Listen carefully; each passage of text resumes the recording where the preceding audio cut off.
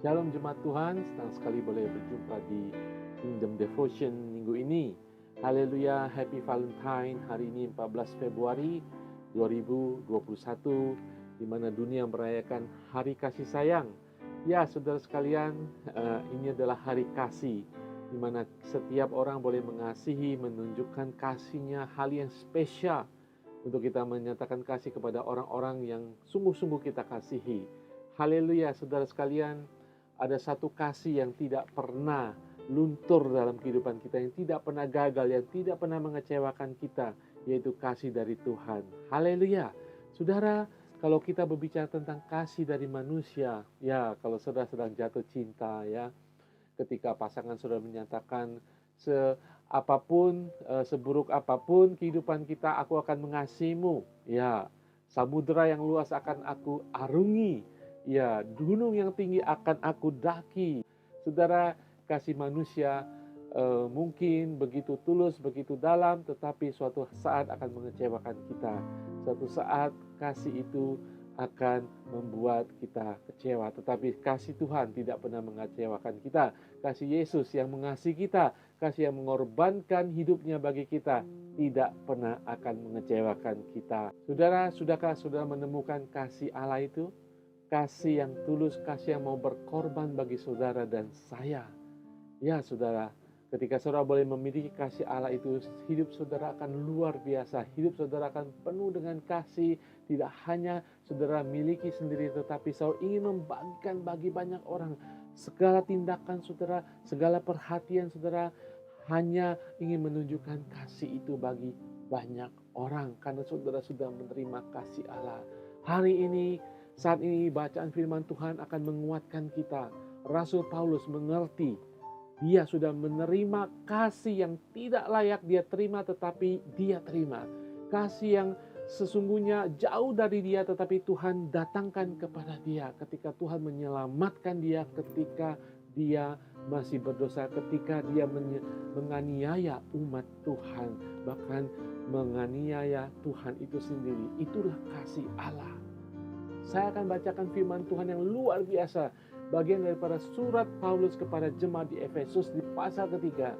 Inilah doa Paulus, doa kepada Tuhan bagi saudara dan saya. Di dalam pasal yang ketiga, ayat yang ke-16 mengatakan, aku berdoa supaya Dia menurut kekayaan kemuliaannya menguatkan dan meneguhkan kamu oleh Roh-Nya di dalam batinmu. Ayat 17 mengatakan, sehingga oleh imanmu Kristus diam di dalam hatimu dan kamu berakar serta berdasar di dalam kasih. Paulus mendoakan supaya setiap kita berdasar dan berakar di dalam kasih Tuhan. Dua perkataan ini yang akan kita lihat pada hari ini.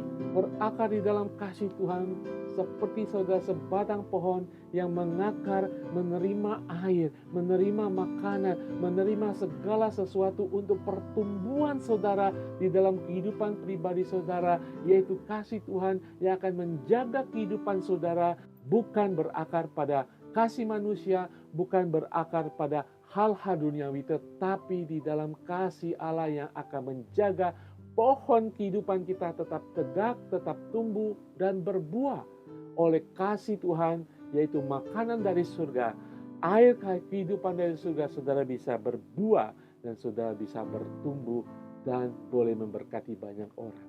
Haleluya. Tidak hanya berakar, saudara. Paulus mendoakan supaya kita berdasar di dalam kasih Tuhan. Saudara, berdasar di dalam kasih Tuhan berbicara tentang bangunan dalam kehidupan arsitektur. Saudara, ketika membangun bangunan tinggi, saudara harus memiliki fondasi yang kuat, dasar yang kuat. Terus berdoa bagi saudara dan saya agar kehidupan kita tidak hanya berakar tetapi berdasar, berteguh di dalam kasih Allah, sehingga apapun yang terjadi dalam kehidupan saudara, badai kehidupan, saudara tetap berdasar pada kasih Tuhan. Ketika orang menghina saudara, ketika orang menjatuhkan saudara tanpa kesalahan saudara, saudara tetap berdasar di dalam kasih Tuhan yang tidak pernah akan tergoyahkan. Saudara dan saya, Tuhan ingin kita berdasar dan mengakar di dalam kasih Tuhan.